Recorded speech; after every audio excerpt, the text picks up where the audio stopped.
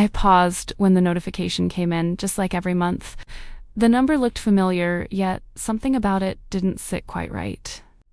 I opened my expense notes and scrolled slowly, noticing how quickly the numbers seemed to disappear. Nothing major had changed, but the pattern felt different now. Arman laughed quietly at something on his phone, and I smiled along without thinking. But my mind stayed somewhere else, still tracing those numbers. I closed my laptop more carefully than usual, as if not to disturb something fragile. The feeling was small, but it stayed with me. I used to believe everything between us was steady, especially about money. But that night, I quietly began to question what I hadn't before. I pour cereal into Mira's bowl while she asks for more milk. In the back of my mind, I quietly adjust what's left for the week. Arman straightened his clothes and said he was going to eat out. I nodded, holding back the thought that maybe it would be better to eat at home. I scan the monthly list and cross out a few things, not because they aren't needed, just not for now. Myra shows me her drawing and asks about joining a class. I smile and tell her we'll think about it, already knowing the answer. I sit with my phone and pay the usual bills. Each tap feels routine, but a little heavier than before. Arman comes home holding a cup of coffee, saying he needed it today. I smile back, letting the moment pass without adding anything. At night, I rewrite the numbers neatly in my notebook. Everything looks in place, but it doesn't feel lighter. I start noticing the smaller details I used to ignore. The little expenses seem harmless, but they keep repeating in quiet patterns. I tell myself, this is how it has always been. Maybe I'm just thinking too much about something ordinary. The next day, the same flow passes through my hands again. Bills, groceries, and Mira's needs quietly line up without pause. Arman still gives the monthly money, right on time. I always say it's enough without thinking too long. I begin to feel tired in a way that is hard to explain. It's not the amount, but the constant thinking that stays with me. I try to close the notebook sooner, hoping the thoughts will stop. But they return quietly, as if waiting for me. A quiet question forms without urgency. Why does this part feel like I'm carrying it alone? I realize it's not just about money. It's the quiet chain of small decisions I carry every day. I try to remember the last time we truly talked about finances. Not numbers, but how we actually live through them. Arman never refuses anything. He simply doesn't ask, and I never quite explain. The realization feels strange, like something familiar I'm only now able to see clearly. A quiet frustration begins to form. Not fully directed at him, but at the pattern we've allowed. I move through the day as usual, smiling with Mira and replying to Arman. Everything looks the same on the outside, but inside, a small weight lingers. And slowly, it begins to grow. Dinner feels easy tonight, filled with Mira's small stories and quiet laughter. I sit there smiling, letting the moment pass without holding on to it. Arman compliments the food, and I nod with a quiet smile. It feels nice, but it doesn't stay with me for long. Standing alone at the sink, I let the water run longer than needed. My thoughts quietly return to numbers I can't seem to settle.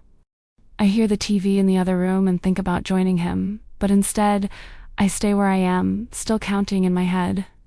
Mira hugs me before bed, and I hold her just a little longer. For a moment, I try to rest inside that warmth. Late at night, I open my notes again and scan the same numbers. Nothing has changed, yet everything feels heavier. From the outside, everything still looks steady and fine. But inside, I can feel a quiet kind of exhaustion beginning to settle. Myra sits quietly beside me while I write down numbers that never seem to settle. I can feel her eyes noticing more than I expect.